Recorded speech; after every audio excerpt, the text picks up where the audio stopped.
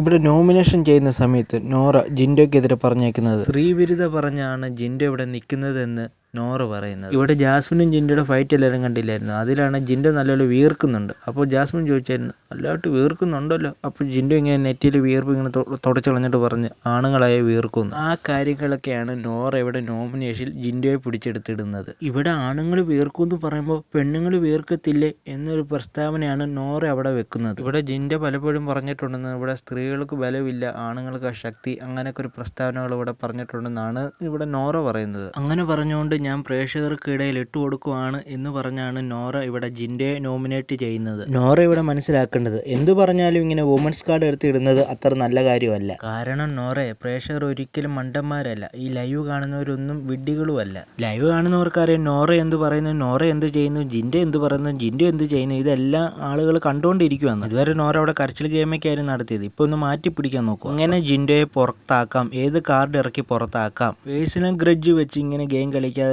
നല്ലതായിട്ട് കളിക്കാൻ നോക്ക്.